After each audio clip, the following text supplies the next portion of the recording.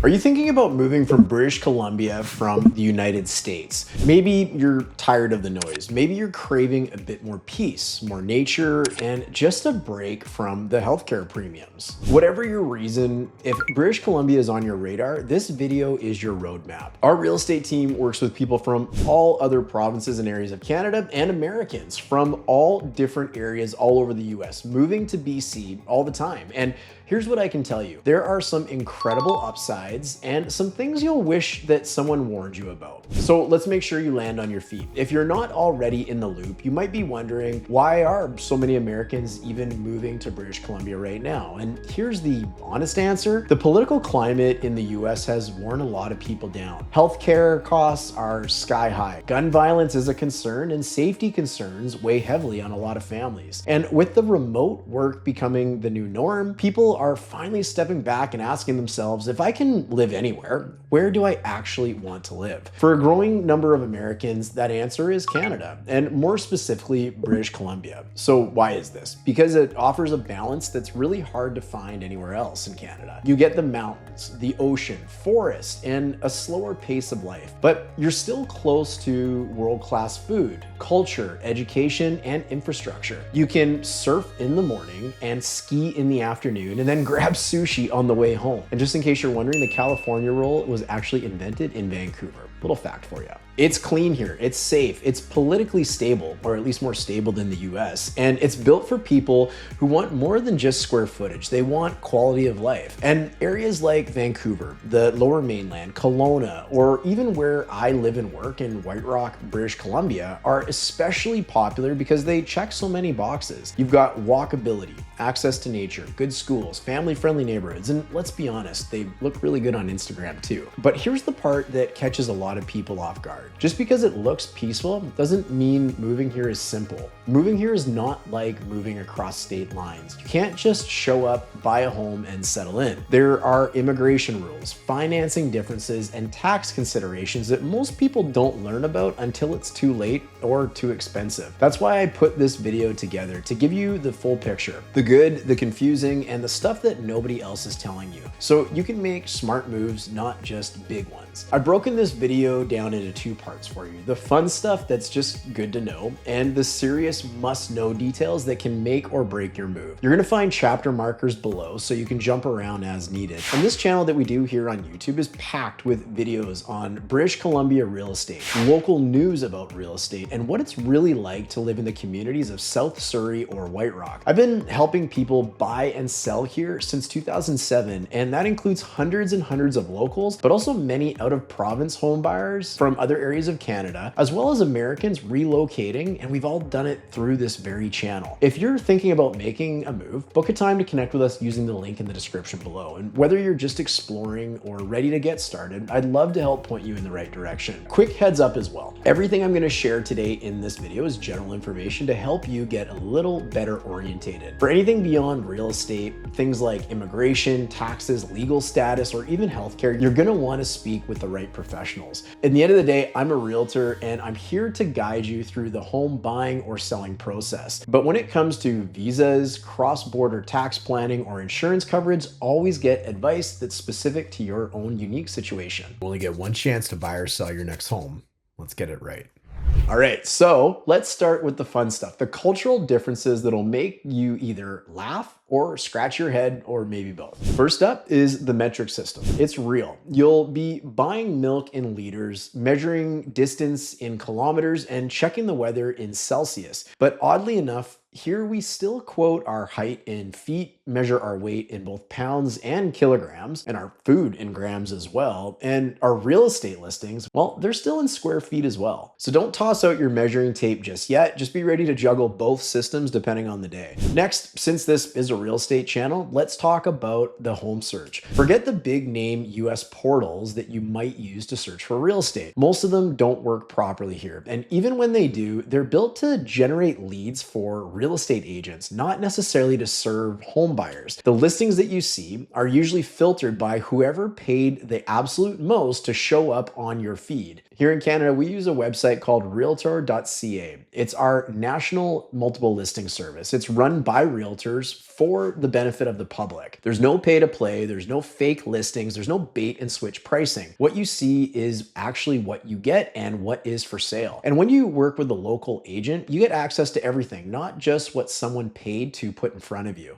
Next, we're going to talk a little bit about strata. So in British Columbia, we don't really use the term HOA. We say strata. If you're buying a condo or a townhome, your building will have a strata council, strata fees, and strata rules. Some of them make total sense, and others, they might make you want to pull your hair out. They can dictate things like pets, rentals, renovations, even window coverings. Think of it like an HOA in the United States, but with sharper teeth and much more paperwork. Next up, we've got mortgages. The United States loves the 30-year fixed mortgage, but here in Canada and in British Columbia, a 30-year mortgage is basically a foreign concept. In Canada, I'd say the standard is a 5-year term, with options ranging anywhere from 1 to 10 years. You actually renegotiate at the end of each term. And that can feel risky if interest rates rise, but also it gives you more flexibility if your plans change. It's a little bit of a mindset shift, especially if you're used to locking in for the long haul. Another one is tipping in a restaurant. It's pretty similar here, but if you're still tipping 15%, you might want to bump that up a little bit. In most cities, it's usually anywhere between 18 to 20%. And in fact, we're seeing some areas as high as 25% when a server is looking for a tip. And finally, let's talk about the people here. Yes, Canadians, we actually say things like we apologize for no reason. And I'm sorry for telling you that. And we're also incredibly polite, but we're not always warm in the way that Americans might expect. If you're used to chatting with strangers at the grocery store, you might find Canadians a bit more reserved. Now, don't get me wrong here. We are incredibly friendly people. We're just not loud about it. Some folks do find it hard to make new friends or meet partners here, especially in places like the Lower Mainland. It can feel a little cliquey at times, so you might need to put yourself out there a little more than you're used to. Okay, so those were the fun ones, but now we best move on to the stuff that you absolutely need to know if you're seriously thinking about moving here. The parts that could cost you time, money, or worse, a chance to live here. So the first big one is buying a home in Canada. It does not give you the right to live here. This surprises people. You still need a valid immigration path. That could be a work permit, permanent residency, spousal sponsorship, or a study visa. If you're on a visitor visa, you can buy a home, but you can't live in it full time. Unlike the US, where foreign buyers can often live in the properties they purchase, Canada requires clear legal residency. Second, let's talk about the buying rules and taxes, because this is where things can get expensive if you don't know what you're walking into. Right now, Canada has a federal foreign buyer ban in place till January 1st of 2027. That means that if you're not a Canadian citizen or a permanent resident, you generally can't buy residential property in most major urban markets like Metro Vancouver, Victoria, or Kelowna. There are certain exceptions. Certain work or study permit holders or people in the provincial nominee program may still qualify, but if your goal is to live in Canada, and especially here in British Columbia, your best move is to start working on becoming a permanent resident or a citizen immediately. If you're part of the provincial nominee program on a valid work or study permit or buying with a Canadian spouse, you might still be eligible to purchase, but you'll need to meet very, very specific criteria. But even if you qualify to buy, BC also has a 20% foreign buyer tax on top of that. Again, this is applicable to non-residents and non-Canadian citizens. So to buy here, you have to either be a permanent resident or a Canadian citizen or meet some of those really fine exemptions. This foreign buyer's tax applies to most major BC urban areas: Greater Vancouver, the Fraser Valley, Victoria, Nanaimo, Kelowna, and others. Unless you qualify for a provincial exemption, that 20% is due upfront on top of your purchase price. So if you're planning a move here, it's worth speaking with an immigration consultant or lawyer who can review your specific situation and help you understand exactly where you stand. Because of course, the last thing that you want to get hit with is a massive massive tax bill that you didn't see coming. And since we're talking about taxes in British Columbia, unfortunately, we're not done yet. While this isn't an exhaustive list of all the taxes in BC, there are two other taxes that you really need to know about. First, there's the property transfer tax, or PTT. This applies to everyone, citizens, residents, and foreign buyers, unless you qualify for a narrow exemption like being a first-time buyer under a specific price threshold. And even then, the bar is pretty low and it's hard to meet it in today's market, especially in the lower mainland. So here is how the PTT breaks down. You buy a home, you're going to pay 1% of the purchase price in taxes on the first $200,000, 2% on the portion between $200,000 and $2 million, and bless anybody watching if this is going to apply to you, 3% on anything over $2 million. And if the property is over the $3 million mark, there's an extra 2% tax on the portion above that. So let's put this into perspective and give you an example. A $1.5 million home would come in with roughly $28,000 in property transfer tax. And that's before you add, potentially anyways, on the foreign buyer's tax, if that applies to you. Next, we've got the speculation and vacancy tax, an annual tax designed to discourage people from leaving homes empty in high demand areas. If the property isn't your primary residence or isn't being rented out long term, you could be on the hook for 0.5% to about 2% of the property's value every year. And if you're a foreign owner, you're almost always paying the 2% annually. So let's do the math on this. On a $1 million property, you could be hit with a $20,000 bill for property transfer tax. If you're considered a foreign buyer, you could have a $200,000 foreign buyer tax. Of course, again, if you're not exempt, and pay $20,000 every single year in vacancy tax if the home sits empty. So the bottom line here is, unless you're a citizen or a permanent resident and planning to live in the home full time, you could be looking at hundreds of thousands of dollars in taxes just to own and hold real estate in British Columbia. And that's all before you even start paying the mortgage. Third on our list is your US credit score doesn't cross the border. Even if you've got an 800 FICO score, it won't carry over. In Canada, credit histories don't transfer internationally. Even though companies like Equifax and TransUnion operate in both countries, they don't share your data across the border for whatever reason. So you'll need to start building Canadian credit from scratch. That's a big mindset shift, especially coming from the US, where your credit follows you from state to state. Here, you'll need to open a Canadian bank account, apply for a secured credit card or other starter product, and start building a history of on-time payments. Now, there is some good news here. There is some cross-border banks like TD or RBC, and they operate on both sides of the border and offer programs for newcomers. In some cases, they'll let you leverage your US credit history to access Canadian products a little bit sooner. But even with their help, it still takes planning. You still need to build a Canadian profile from the ground up, and the earlier you start, the easier it really gets. In Canada, you're basically starting fresh, and yeah, it's a shock when you've spent years building a top-tier US credit score, but with the right lender in place and a solid plan, secured credit cards, small loans, you can get moving pretty fast. Just don't expect your American credit to open Canadian doors. And worth mentioning, if you need a trusted lender to help with that, reach out to us and we can connect you with somebody that we've worked with in the past.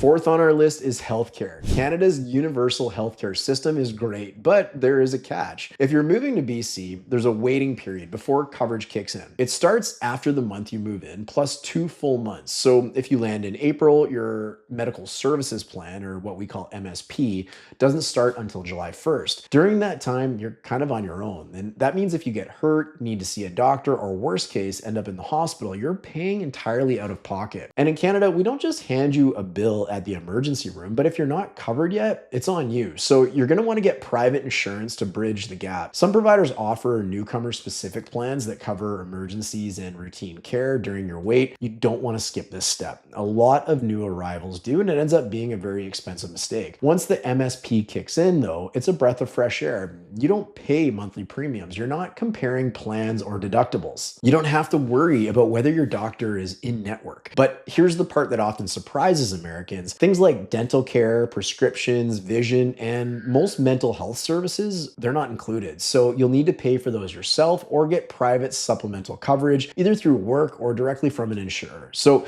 Yeah, the day-to-day medical costs go way down, but you'll still want to budget for extras or get additional insurance if you want full coverage. There's no doubt that universal healthcare sounds amazing, and it really is, but you still need to plan for that 3-month gap and remember that if it's not basic medical care, it's probably not covered. Fifth on our list is the cost of living here. And this one's a little bit tricky. Some things are cheaper, others are shockingly more expensive. Groceries, gas, clothing, and especially cell phone plans are pricier here. Canadians pay some of the highest mobile rates in the world, with many plans costing double what you might pay in the US. Now, yes, some things are more expensive up here, but here's your silver lining if you're coming from the US. Everything is basically for you on sale. Right now, the exchange rate, at the time of filming this video anyways, sits at about $1 equal to $1.37 Canadian, which means that your money stretches a lot further. So even if our prices look high in Canadian dollars, you're actually getting 25 to 30% more value just by crossing the border. Just maybe don't rub it in at the checkout. We are still paying in full in Canadian dollars. You're also going to save in other areas too, particularly on healthcare and property taxes. BC's property taxes are some of the lowest in North America. In Vancouver, you might pay as little as 0.3% of your property value each year. In the US, depending on where you live, this could have you paying anywhere between 1.5% or more. That's a huge difference, obviously, especially on higher valued homes. We actually did a full video on this channel about how expensive it is to live in Surrey, BC, and how that compares to living in Vancouver. So be sure to check that out if you're looking for a little bit of a deeper dive on just what it's going to cost you to live here. Lastly, let's talk about real estate, because if you're planning to move here, this is where most of your money is going to go. And here's what you need to know. Real estate in the lower mainland, Vancouver and areas like Kelowna, well, it's expensive. It's actually shockingly expensive, especially compared to most US cities. Even if you're coming from a high price market like California, you might still be surprised at what homes cost here. We're not going to break down the how much in this video. That's a whole other topic, but we do cover home prices, trends, and market conditions regularly on this channel. So if you're serious about making the move, you're just going to want to make sure that you subscribe to stay informed and get more information as it's released, or check the history of videos or even some of the playlists that are in the description or below this video. And if you're thinking about buying either in BC or anywhere else in Canada, feel free to reach out to us directly. If we don't personally serve the area that you're interested in, we have a network of trusted top agents across the country that we can connect you with. Bottom line is, don't try and navigate this alone. Prices are high, oftentimes inventory can be tight, and as we've been discussing in this video, the rules are very different, especially if you're buying from outside the country. Let us help you make smart moves and avoid the costly ones. Okay, so if you've made it this far in the video, you're probably not just daydreaming. You're generally exploring what it looks like to move to British Columbia, or at least seriously considering your option. And here's the truth. This process takes time. Understanding immigration pathways, lining up financing, figuring out your timeline, and actually finding the right home, it can get really overwhelming fast if you leave it too late. This is why it helps to start the conversation early. So even if you're 6 to 18 months out,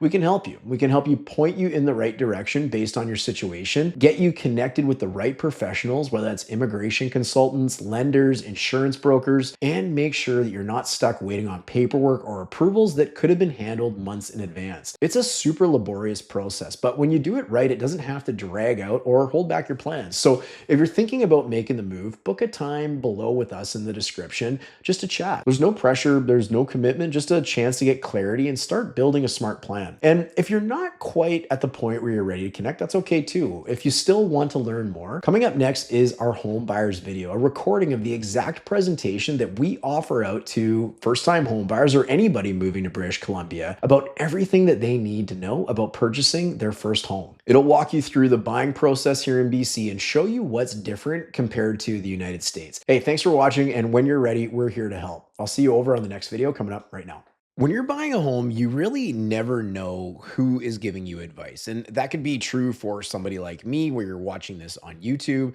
but that can also be true for any real estate professional in the province of British Columbia.